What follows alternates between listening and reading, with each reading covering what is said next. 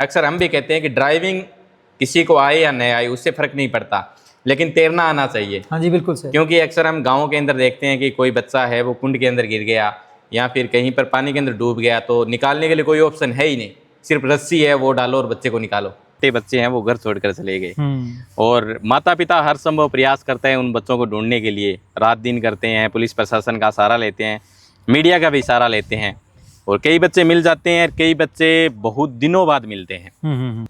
यहाँ जो नहर है ना, इसने मुझे बहुत कुछ दिया है। अच्छा, तो मैं चाहता हूँ आप भी देना चाहते हो? मैं वो एक रिटर्न देना चाहता हूँ कि तल को ना एक मतलब एक संस्कार स्कूल यानी एक आइडल स्कूल बने नहर के लिए। इधर की साइड मेरी नज़र पड़ी, यहाँ पर देखा कि स्पोर्ट्स आप लेकर आए हो। एक ही पूरे कैंपस के अंदर अगर मैं बात करूं तो आप देख सकते हैं कि यहाँ पर क्रिकेट भी बच्चे खेल सकते हैं। ज्ञान, व्यक्तित्व और संस्कार के साथ आगे बढ़ने वाला एक स्कूल है जिस स्कूल के अंदर मैं मौजूद हूँ, संस्कार इंटरनेशनल स्कूल नौर का। हमारे साथ सर जुड़े हुए हैं मदन जी सारण और इनको ये प्रॉपर रूप से चलाते हैं। लेकिन शिक्षा के साथ साथ बातचीत करें तो क्या कुछ नया लेकर आए हैं मदन जी, जो बच्चों के कहीं ना कहीं हम बात करें सर्वांगीण विकास में योगदान रहेगा। तो आप सबसे पहले बताएं सर, आपका स्वागत है खबर खड़का मीडिया पर और ठड़को न्यूज़ चैनल पर।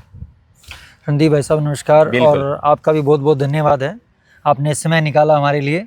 और सर बात ये है कि हमने एक छोटा सा पेड़ लगाया है और हम चाहते हैं कि नौर की जनता को एक अच्छी एजुकेशन और जिसमें अच्छे संस्कार के साथ में अच्छे स्पोर्ट्स एक्टिविटीज़ हमारी जो होती है उसके साथ में मतलब बच्चे का एक प्रॉपर जो कहते हैं कि ओवरऑल डेवलपमेंट के हिसाब से हम एक चीज़ को आगे लेके चल रहे हैं। तो उसमें थोड़ा सा प्रयास कर रहे हैं और भगवान साथ है, हम बहुत आगे जाएंगे सर।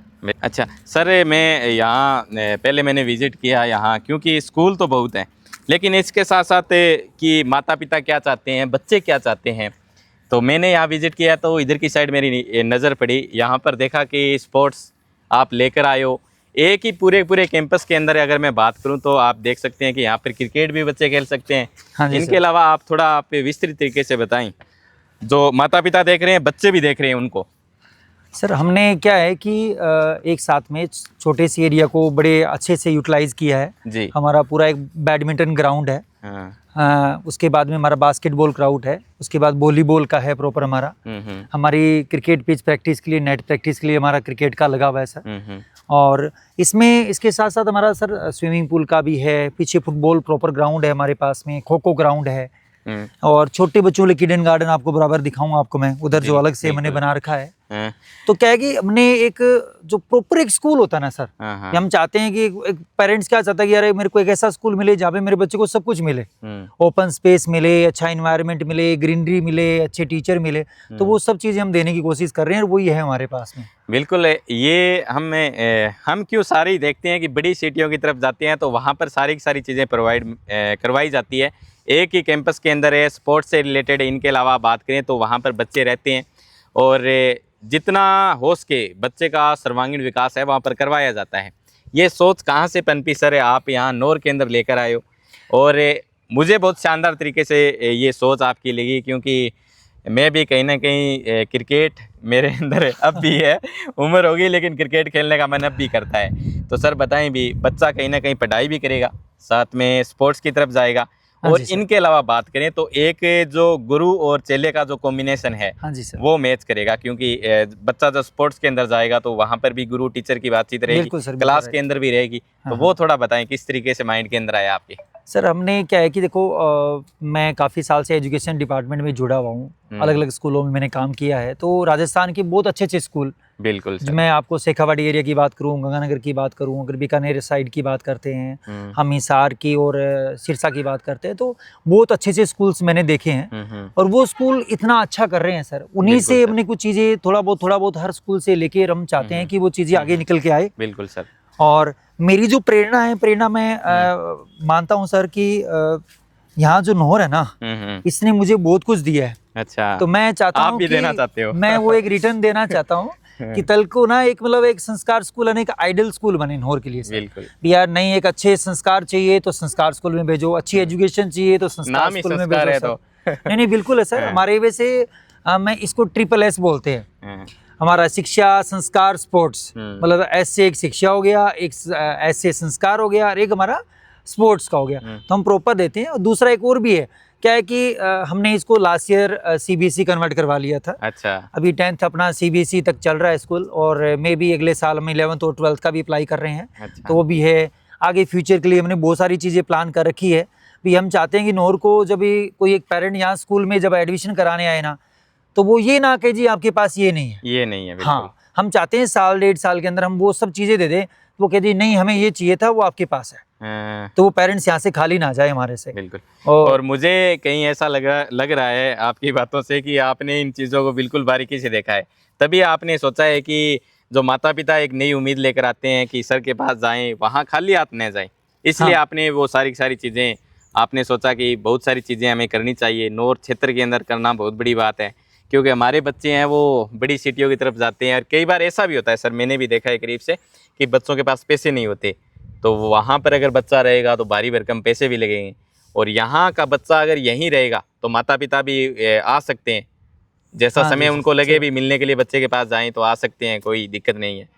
सर मैं जिनको आइडल मानता हूँ जी, उन्होंने मुझे एक बात कही थी हमेशा कि मदन क्या होता है कि जब तक बच्चा 12th क्लास कर रहा है ना, तो वो अपने पेरेंट्स के सामने रहना चाहिए। बिल्कुल। ताकि क्या है कि उसके नज़र के सामने एक्टिविटी रहती है कि वो सुबह शाम दोपहर में क्या कर रहा है क्या नहीं कर रहा है। और आजकल का टाइम, आजकल की चीज़ें आपको पता ही है, अब जरूरी है सर, जैसे बिल्कुल बहुत सारी चीज़ें देखने को बहुत सारी चीज़ें अलग हो गई है, तो वो बड़ा ही जरूरी है। दूसरा एक और भी है सर, गवर्नमेंट ने क्या किया है कि अभी जैसे NEP 2020 अप्लाई की है, तो शिक्षा पॉलिसी जो अप्लाई करी है ना, तो वो क्या है कि वो एक ऐसा प्लेटफॉर्म है, अगर उसको अच्छे से यूज करे ना, तो मतलब मैं मानता हूँ कि बच्चे को ना आगे 12th के बाद में इतने हाथ पैर मारने की जरूरत ही नहीं पड़ेगी, इतना कुछ मिल जाता है वहाँ, इतनी सब चीजें मिल जाती है। बिल्कुल सर। दूसरी बात आपने नौर की गई, तो सर तो नौर की धरती से जुड़ा हूँ, जन्म लिया है, तो सपना है कि नौर के लिए कुछ ना कुछ अच्छा करके जाएं। बिल्कुल। लोग ये कहें कि नहीं यार भाई मदन ने और संस्कार स्कूल ने बहुत कुछ किया है। अच्छा, ने यहाँ पर विजिट किया, चलो आपने बताया कि बच्चों से बढ़िया कनेक्टिविटी है मेरी।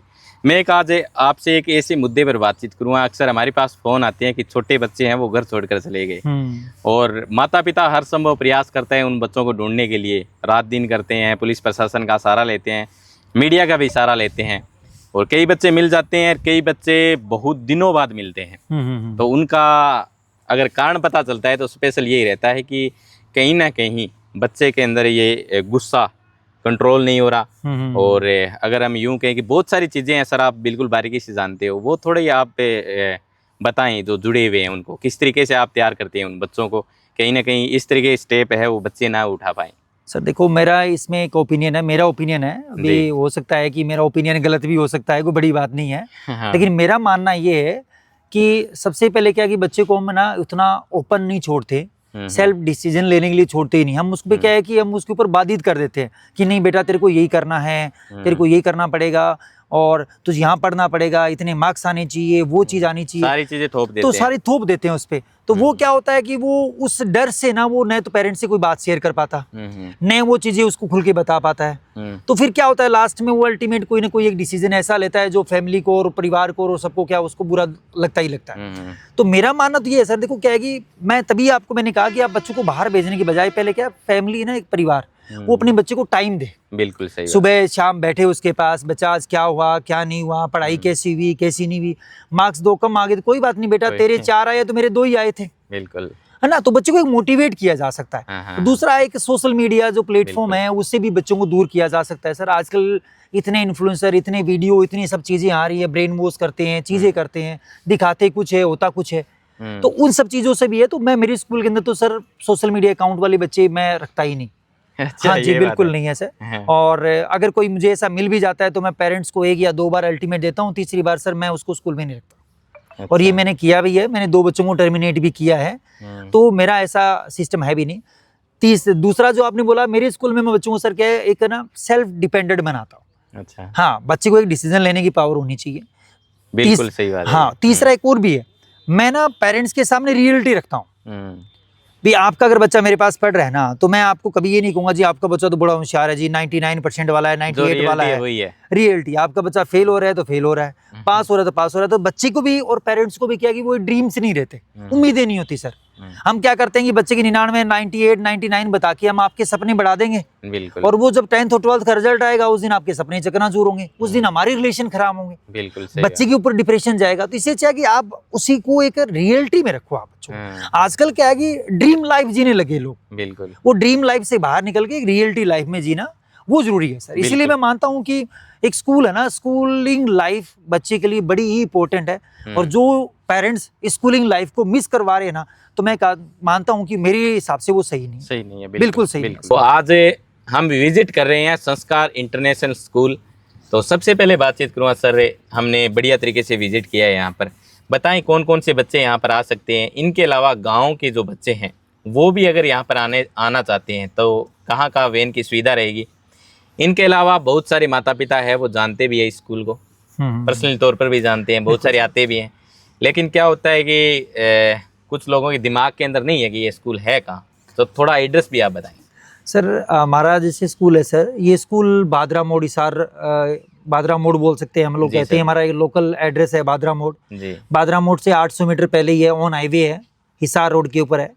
और दूसरा सर, आप बात करें हो गांव के बच्चों के लिए, तो मेरे यहाँ पे स्कूल के ये मान लीजिए 30 किलोमीटर की रेडियस में हर गांव में मेरी बसेस है, ट्रांसपोर्टेशन है। हाँ जी बिल्कुल, हर गांव में, मतलब 30 किलोमीटर की रेडियस में कंप्लीट मेरे ट्रांसपोर्टेशन का है सर।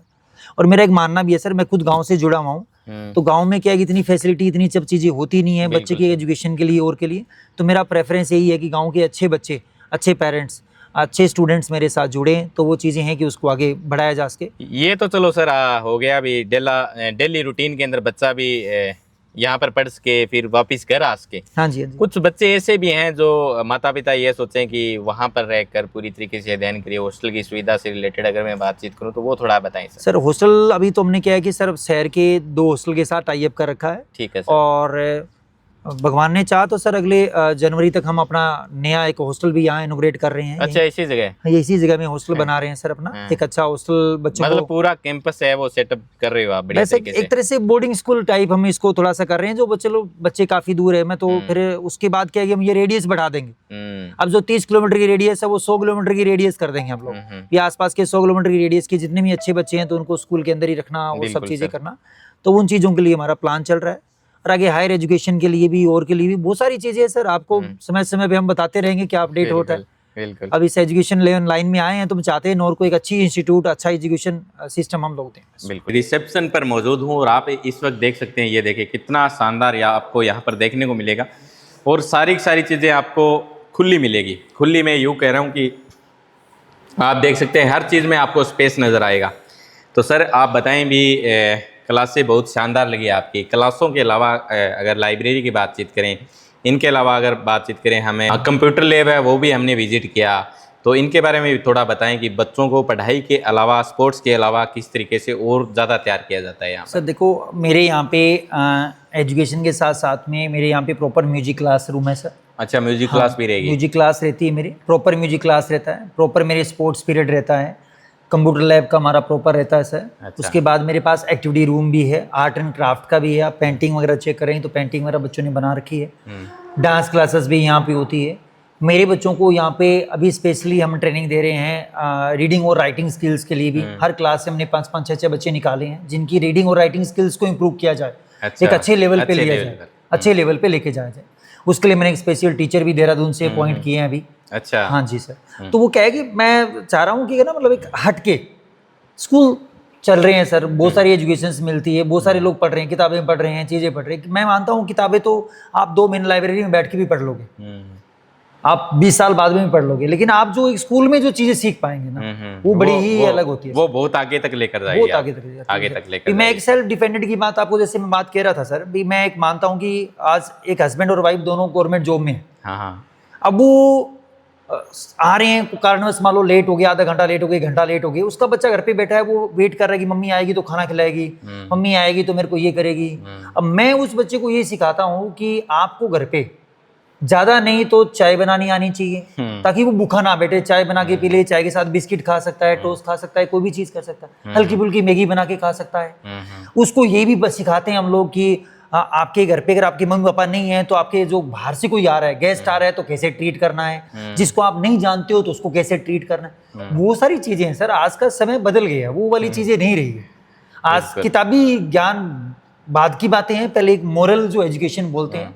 अभी मैंने मोरल एजुकेशन की बात करें तो मोरल एजुकेशन के लिए सर मैंने स्पेशल एक यूपी से हमारे टीचर रखे हैं, मैंने शास्त्री है, जो सिर्फ बच्चों को एक नैतिक शिक्षा जिसको हम बोलते हैं, एक नैतिक शिक्षा जिसको मोरल एजुकेशन बोलते हैं। अक्सर हम भी कहते हैं कि ड्राइविंग किसी को आए या नहीं आए उससे फर्क नहीं पड़ता, लेकिन तैरना आना चाहिए। हाँ जी बिल्कुल सर। क्योंकि अक्सर हम गाँव के अंदर देखते हैं कि कोई बच्चा है वो कुंड के अंदर गिर गया या फिर कहीं पर पानी के अंदर डूब गया तो निकालने के लिए कोई ऑप्शन है ही नहीं, सिर्फ रस्सी है वो डालो और बच्चे को निकालो हैं। तो ये भी चीज़ बढ़िया है कि आप तैरना यहाँ पर सिखा रहे हो बच्चों को, और ये चीज़ें कैसी आई आपके माइंड के अंदर? मुझे भी अच्छा लगा है इस चीज़ को देखकर। सर इसके लिए मैं आपको थोड़ा सा एक चीज़ बताना चाहूँगा। मेरा एक ऐसा स्टूडेंट जो मेरे साथ 3 साल रहा जी, मेरे साथ मेरी थाली में खाना खाया उसने, एजुकेशन ली, अच्छी जॉब लगी, हर चीज़ उसने प्राप्त करी, लेकिन वो एक छोटी सी इंसिडेंट की वजह से डिग्गी में डूब के बचा एक्सपायर हो गया। तो मेरे को ना वो चीज़ बड़ी 3-4 दिन तक बड़ी झिकझोर लगी उसको। फिर मेरे मन में आया कि नहीं यार, अगर उसको तैरना आता थोड़ा बहुत तो वो अपनी लाइफ बचा सकता था। बिल्कुल इकलौता अपने बाप का बेटा था बस। तो मैं चाहता हूँ कि ना एक प्रोफेशन भी हो, एक स्किल हो गया एक तरह से ये, तो हर कोई इसी को पता होना चाहिए थोड़ा बहुत, ज्यादा नहीं। मैं नहीं कहता हूँ कि उसको वर्ल्ड कप गोल्ड मेडल नहीं जीतना है, लेकिन हाँ ठीक है कि खुद की सुरक्षा कर सके, दूसरों अगर हेल्प मांगे तो वो मिल सके। हाँ मिल सके, नॉर्मल स्किल उसके पास तैराक का होना चाहिए। इसी बेस पे हम लोग ने सर स्टार्ट कर रखा है। अभी कंटिन्यू 3 महीने तक हमारी चलेगी सर। मैं अक्टूबर में इसको क्लोज करूंगा। अक्टूबर तक मेरी ये इवनिंग क्लासेस है जो 5 से लेके रात को 9 बजे तक कंटिन्यू चलेगी सर। उसमें अडल्ट भी आ सकते हैं, बच्चे भी आ सकते हैं, हर किसी के लिए लागू है सर। वो मेरे स्कूल का है चाहे अदर स्कूल का है चाहे कहीं का भी, ठीक है, हर के लिए फैसिलिटी है। ठीक है। और मैं जुड़ा था आपके साथ ठरको न्यूज़ और खबर खड़का मीडिया से, आपके साथ रणदीप, और हमारे साथ जुड़े थे संस्कार इंटरनेशनल स्कूल नोहर के अंदर, और मदन जी सारण हमारे साथ जुड़े थे, और हमने पूरा स्कूल विजिट किया। आप ज़रूर कमेंट बॉक्स के माध्यम से बताएं कि आपको यहाँ पर कैसा लगा, और जो विद्यार्थी यहाँ पढ़ चुके हैं या फिर यहाँ पर पढ़ना चाहते हैं वो ज़रूर इसके बारे में कमेंट करके ज़रूर बताएं। धन्यवाद मदन। धन्यवाद सर।